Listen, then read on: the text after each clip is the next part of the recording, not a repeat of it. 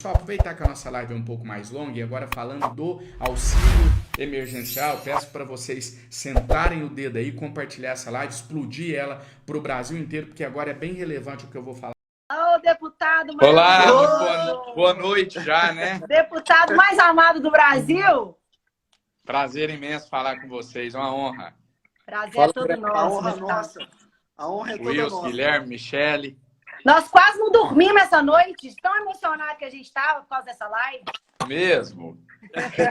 Com certeza. Espero Não que foi, logo a gente passe esse momento tão difícil e a gente possa fazer essa live pessoalmente e com assuntos um pouco mais agradáveis que o que a gente vai tratar agora, né? O período realmente é muito difícil, mas vamos tentar otimizar ao máximo esse tempo aqui para a gente poder responder as dúvidas das pessoas. Eu até tenho acompanho de perto sempre o trabalho de vocês três, e vocês, assim como eu, sabem que, infelizmente, nos últimos dias a gente tem tido muito poucas boas novidades para passar para a população, né? As pessoas, às vezes, ficam tão carentes de atenção, de informação, de apoio nesse momento, e a gente se sente muito frustrado quando não pode trazer uma notícia que traga algum tipo de esperança, algum acalento nesse momento de tanta dificuldade. Você, Michele, eu vejo que você está a todo momento fazendo live com informações para as pessoas e eu imagino que você compartilha dessa minha frustração em, às vezes, não poder trazer uma notícia boa. E eu acho que pior do que não trazer uma notícia boa é não trazer notícia nenhuma, né? Só para começar aqui, falar para vocês que antes de ontem, a gente recebeu a notícia de que a Câmara ia praticamente parar durante uma semana. A gente ia ganhar umas férias, entre aspas, no pior momento da pandemia, e acho que a ficha caiu, e ontem pela manhã a gente recebeu uma nova notícia de que não, que voltaria, e que pelo contrário, a gente ficaria 15 dias voltando só matérias relacionadas à pandemia e ao combate ao coronavírus. Então, pelo menos a gente fazer aqui nessa live, através das nossas páginas, a nossa parte em tentar levar algum tipo de auxílio para as pessoas. No mais, parabenizar a vocês três pelo trabalho. Vamos entrar aí, sei que o Wilson fez uma pequena pauta aí, vamos entrar já no assunto da live. Vamos André, lá, Will. é óbvio que não tem como a gente fazer uma live no momento desse, né? Sem falar sobre, principalmente, o auxílio emergencial. Então, a minha pergunta, André, para você, a gente estava falando agora há pouco que, assim, até pouco tempo atrás, quando a gente ficava aí, você em Brasília, a Michele lá em Minas, eu, Guilherme aqui em São Paulo, quando a gente ficava falando da volta do auxílio, taxavam a gente como louco, populista, enfim, comunista e tudo e todos os tipos de adjetivos aí. Fazer uma parte. Me chamaram já de André Janones de Sá. Eu fiquei super feliz, né, deputado? Maravilhoso. Isso é um elogio para mim. Então, André, a volta do auxílio ela já é uma realidade, né? Em que pese que era para março, e aí mais uma canalice, como você diz aí, do ministro Paulo Guedes, passando o auxílio emergencial para abril. E aí nos valores de R$ 175, R$ 250 reais e R$ 375. Eu gostaria de saber de você, assim, primeiro, o que você achou dos valores, e segundo, se é possível a gente conseguir, de alguma forma, fazer alguma movimentação, algum movimento, para a gente conseguir que esse auxílio volte para R$ 600 reais. E lembrando, André, que hoje o Paulo Guedes disse numa entrevista, e eu até imprimi aqui, ó, que ele fala o seguinte: Guedes, depois dessa canalice desse valor que eles fizeram, ele fala assim: Guedes não descarta auxílio de R$ 600 reais, mas pede venda de empresa pública. Então, ele vincula, né, como se as pessoas, como se a culpa das empresas que dá prejuízo, e em alguns casos eles já deveriam, às vezes, até ter privatizado, eles vão lá e colocam a culpa de não ter o auxílio nisso e fala que se vender essas empresas, pode ter aí um auxílio de R$ 600 reais. Gostaria que você comentasse isso, o Guilherme também, depois fizesse alguns comentários junto com a Michele. Só falando primeiramente, rapidamente, aqui sobre a questão da volta do auxílio, Guilherme, Wilson e Michele. É uma situação muito interessante, né? Eu aprendi a encarnar muito bem o espírito daquela frase, aquela máxima antiga de que os cães ladram e a caravana passa, né? Eu descobri, aprendendo todos os dias, que o segredo é realmente ignorar aqueles que estão postos somente para criticar. E eu digo isso porque no ano passado, quando a gente insistiu com a luta do auxílio, todo mundo falava o seguinte: olha, vocês sabem que não vai dar em nada e estão vendendo esperança para as pessoas. E aí, quando você tira o pé e às vezes, por entender que no momento ali... não, porque eu acho que, assim, para lutar, você tem que ter inteligência, né? Por que eu não estou usando a tribuna do plenário da Câmara dos Deputados agora para ir lá cobrar um auxílio no valor de R$600? Porque não é o momento ainda, porque não chegou neste momento da discussão. O momento exato que a gente vive hoje, dia 26, né? Dia 25 de março, até aqui, agora ainda está nessa fase mais de bastidores, de reuniões, da gente tentar primeiro uma mobilização interna para, quem sabe, daqui a alguns dias, aí sim, iniciar uma mobilização popular pela volta do auxílio de R$600. Então, nos momentos em que a gente recua, aqueles que estão postos só para criticar dizem o seguinte: parou de falar no auxílio, abandonou o auxílio. E aí, quando você começa a falar no auxílio, eles falam: chega desse assunto, ninguém aguenta mais ver você falando só nisso. Então, acho que a vida é feita de escolhas, e nós 4 aqui, e outros também, a gente optou por dar as mãos aos mais necessitados, a quem mais precisa. Claro que essa luta desagrada a uma outra parte, mas, como eu disse, repito, é a escolha que a gente fez.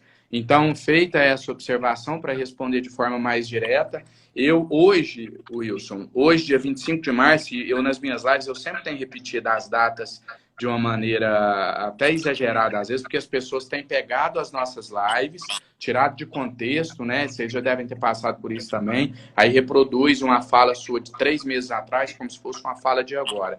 Então, até hoje, aqui, dia 25 de março, eu não vejo um cenário muito favorável a um auxílio no valor de R$600. Infelizmente, pela insensibilidade da maioria de quem tem o poder nas mãos, dos parlamentares, ministro da Economia, do presidente da República, eu não vejo um clima favorável hoje para a volta do auxílio, o que não, no valor de R$600. O que não significa que não vá voltar, né? Isso não significa que eu vou cruzar os braços, falar, tá perdido e não adianta lutar. Muito pelo contrário, a gente tem lutado, vamos continuar lutando. A nossa principal arma é a mobilização através das redes sociais, já que a gente está impedido de ir para as ruas. E esperanças eu tenho, eu acho que é possível voltar, mas para ser bem realista, o momento hoje não é favorável para esse auxílio no valor de R$600. E aí eu vou passar a fala para o Guilherme, para a Michelle, para complementar, mas só quero acrescentar uma coisa aqui. Eu acho que o Wilson falou sobre o Paulo Guedes, pedir contrapartidas e etc. Eu li um comentário de uma pessoa, um usuário da rede social, comentou numa página que inclusive nem foi na minha. Eu estava vendo comentários na página de uma outra pessoa, de um outro político, e, na verdade, de um prefeito, e a pessoa foi e escreveu assim no comentário, e esse comentário me marcou porque reflete um pouco do que eu penso. Claro que não com essas palavras, etc., mas eu digo a ideia. A pessoa foi e escreveu assim: prefeito, pelo amor de Deus, quebra a prefeitura, mas não deixa a gente morrer de fome nesse momento. Não estou dizendo que eu concordo com quebrar nada, não é isso. O que eu estou dizendo é que, como a gente colocou, em todos os momentos da vida, você é obrigado a fazer escolhas, né? O momento nosso é de priorizar salvar vidas e não de se priorizar a responsabilidade fiscal. A responsabilidade fiscal ela tem que existir, mas ela não pode ser protagonista do atual momento que o Brasil vive. Eu costumo dar o exemplo seguinte: imagina você com o seu filho passando fome, e o seu filho falar: pai, se eu não comer hoje, eu vou morrer de fome. E você fala: olha, eu até poderia ir ali no cheque especial, pegar um dinheiro emprestado para matar a sua fome, meu filho, mas o juro está muito alto, então o papai vai deixar você morrer de fome, e aí depois eu tenho outro filho. Ninguém faria isso. E eu acho que o momento que a gente vive é um momento, não estou exagerando, e se eu estiver exagerando, eu prefiro pagar pelo exagero do que pela omissão. Eu acho que é o momento da gente deixar o zelo pelas contas públicas um pouco de lado e focar em salvar vidas. Até porque, né, deputado, se eles tivessem zelo com as contas públicas mesmo, não tinham isentado 1 bilhão dos cofres aí das igrejas, né? Porque as contribuições sociais não tem nenhuma justificativa não pagar o auxílio emergencial e isentar aí as igrejas de um pagamento que poderia ajudar. Então, aí eu faço a minha analogia, né? Você tá ali com seu amigo te devendo um dinheiro. Aí você tá na pandemia. Você não vai cobrar o seu amigo que você tá precisando do dinheiro? Você vai ser tão bonzinho e falar, olha, querido, você tá isento do dinheiro, precisando. Então, não tem justificativa nenhuma. Todo mundo já está cansado desse discurso de que a responsabilidade fiscal... Eu recebo todo dia mensagem de advogado me perguntando se eu estudei orçamento público, me mostre onde está o dinheiro para a gente começar a conversar desse jeito. Aí eu nem respondo, eu estou bloqueando agora, porque está difícil conversar com, né, com as pessoas que o negócio está tão polarizado que está muito complicado.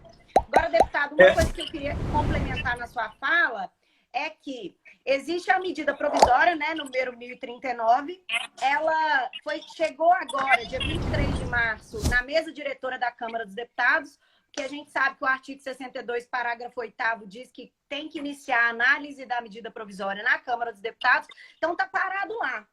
Você acha que essa medida provisória vai tomar o mesmo caminho da medida provisória número 1000? Acredito que sim, Michele. Acredito que sim. O Diego comentou aqui, eu estou acompanhando os comentários, tentando entender o que o pessoal tem pensado a respeito do assunto debatido. O Diego comentou aqui, eu quero trabalhar, não quero auxílio emergencial. É importante que as pessoas entendam que, nesse momento, não está sendo exposto assim, ó, você quer um trabalho ou você quer o auxílio emergencial? Porque até onde eu sei, não teve essa opção. É o auxílio emergencial ou o auxílio emergencial? Eu até quero saber de vocês, o Wilson eu tenho certeza que está comigo, porque é de São Paulo, ele pode dizer o tanto que os alimentos subiram aqui, né, Wilson?